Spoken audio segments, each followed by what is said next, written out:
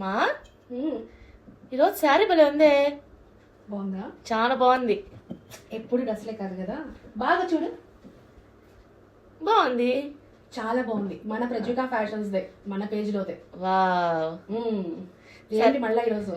కాదు, ఏంటి ఫేస్ అంతా హ్యాపీగా వెలిగిపోతా ఉంది. మధ్యాహ్నం ఫుల్ గా బిర్యానీ తిన్నాను, చాలా ఫుల్ అయిపోయింది.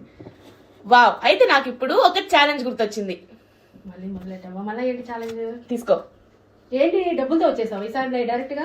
అంటే ఏ టైంలో ఏ ఛాలెంజ్ వస్తాయని పాకెట్ లో పెట్టుకుని తిరుగుతున్నా. 2000 ఏంటి సంగతి? 2000 అలాగే కష్టమైన ఛాలెంజ్. నేను ఇప్పుడు నీకు ఒక యాడ్ చూపిస్తాను, అది నువ్వు రీక్రియేట్ చేయాలి. ఎందుకు వేస్ట్ చేసుకుంటావు? ఇదిగో, ఇంత ఓవర్ కాన్ఫిడెంట్ పనికిరాదు. ఎందుకంటే ఆ యాడ్ లో చిన్నపిల్లల వాయిస్ నువ్వే చెప్పాలి, పెద్ద వాళ్ళ వాయిస్ కూడా నువ్వే చెప్పాలి. అవునా? ఎస్. ఏం యాడ్ అది? చూడు ఇప్పుడు. తిన్నావా? బిర్యానీ చెయ్యలేదు అన్నయ్య. ఇంత త్వరగా ఎలా చేయడం? త్వరగా పూనుకుంటాడు, త్వరగా అంతా చేసుడు. బిర్యానీ భలే త్వరగా చేసేసా. 3 చెప్పాలా? అవును, లేకుంటే 2000 ఫ్రీ ఇస్తారా నీకు? ఛాలెంజ్ స్టార్ట్ చేయి. అన్నం తిందామా? బిర్యానీ చెయ్యలేదు అన్నయ్య.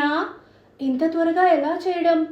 త్వరగా పూనుకుంటాడు, త్వరగా అంతా చేసేస్తాడు.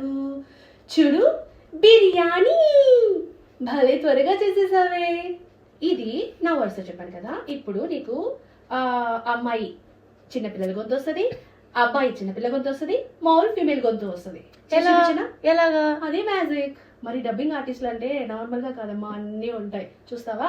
చూస్తా. ఎగ్జాక్ట్ నీకు ఆ యాడ్ కి నా వాయిస్ మ్యాచ్ చేసి చూపిస్తా. ఓకే, చూపించు. ఆ తర్వాత నీకు ఇది ఇవ్వాలో తీసుకోవాలో డిసైడ్ చేద్దాం. Okay, fine. డన్, చూపిస్తాను.